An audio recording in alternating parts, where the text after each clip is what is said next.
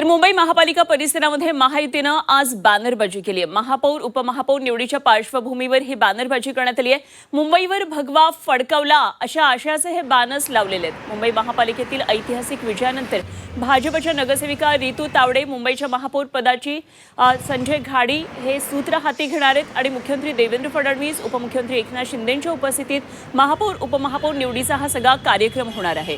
मोठमोठे बॅनर्स सध्या मुंबई महापालिका परिसरामध्ये लागलेले आहेत। मुख्यालयाच्या परिसरामध्ये महायुतीकडून अशा प्रकारे ही जोरदार बॅनरबाजी करण्यात आलेली आहे।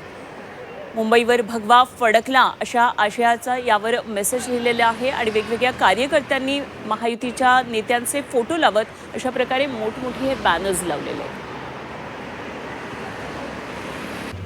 तर मुंबईतल्या महापौर आणि उपमहापौर निवडी संदर्भात आणखी सविस्तर माहिती जाणून घेऊया। आमचे प्रतिनिधी ओम देशमुख सध्या आपल्याबरोबर जोडले गेलेले आहेत। ओम, आत्ताच आपण सांगितलं प्रेक्षकांनी कशा पद्धतीनं हे सगळे 44 वर्षानंतर भाजपचा महापौर आज मुंबई महापालिकेवर बसतोय, मात्र भगवा फडकल्याचे बॅनर्स आपल्या मागे सुद्धा दिसत आहेत। विशेष म्हणजे आज मुख्यमंत्री उपमुख्यमंत्री या प्रक्रियेसाठी त्या ठिकाणी उपस्थित असणार आहेत।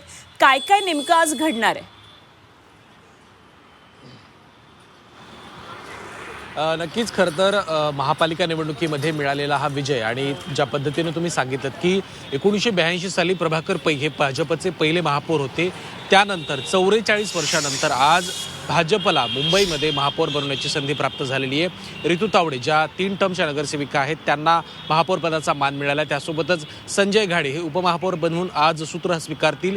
या सगळ्या या महत्त्वाच्या आजच्या क्षणी मुख्यमंत्री आणि उपमुख्यमंत्री हे या कार्यक्रमाला उपस्थित राहणार आहे। ज्या महापालिकेचा सातत्यानं उल्लेख गेल्या अनेक वर्षांपासून होतो त्याच महापालिकेच्या समोर मी उभा आहे आणि माझ्या मागे आपण ज्या पद्धतीने पाहू शकतो की मोठ्या प्रमाणात बॅनरबाजी सुद्धा करण्यात आली। आता आपण दृश्यांवरती ते पाहिलं सुद्धा की कशा पद्धतीने मुंबईमध्ये सुवर्ण युग आणि या सगळ्याच प्रकारची बॅनरबाजी करण्यात आली आहे। मुंबई भाजपकडनं आणि एकंदर महायुतीकडनं ही बॅनरबाजी ती करण्यात आलेली आहे।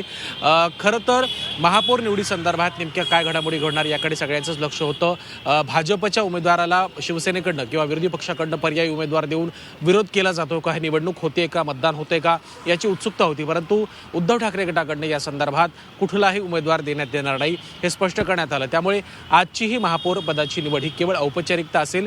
साधारणपणे 11 वाजेच्या सुमारास 11 ते 12च्या सुमारास या सगळ्या घटना घडतील।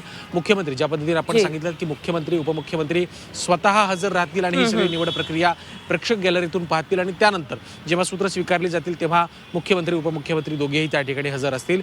खरं तर मुंबई हे राजकीयदृष्ट्या संवेदनशील मानलं जातं। अनेक वर्षांपासून मुंबईवर भाजपचा झेंडा फडकेल या प्रकारची खरं तर विधानं भाजपकडनं केली जात होती। महायुतीला अर्थात या निवडणुकीमध्ये मुंबई काबीज करण्यामध्ये यश आले। अर्थात बहुमत जरी फार मोठं नसलं तरी सुद्धा महापालिकेवर आता त्यांनी विजय प्राप्त केला। त्यामुळे आज महापालिकेमध्ये भाजप आणि शिवसेनेचं हे नवीन पर्व सुरू होतंय असं देखील आपण म्हणू शकतो। त्यामुळे या सगळ्या महापालिकेतल्या महायुतीच्या विजयाला आता उद्धव ठाकरेंकडनं कशा पद्धतीनं आव्हान दिलं जाते किंवा एकंदर पुढची 5 वर्षे ही कशा पद्धतीनं महापालिकेची असतील हे देखील पाहणं महत्त्वाचं असणार आहे, कारण मुंबई हे अतिशय संवेदनशील मानले जाते। त्यामुळे अगदी या सगळ्या निवड प्रक्रियेवर आणि या सगळ्या घडामोडींवर आपल्याला लक्ष ठेवून राहायचं आहे, कारण 12 वाजता ही सगळी निवड प्रक्रिया होणार आहे। काय काय नेमक्या सगळ्या घडामोडी घडतात आपल्याला बघायचं आहे। धन्यवाद तुर्तास दिलेल्या या सगळ्या सविस्तर माहितीसाठी।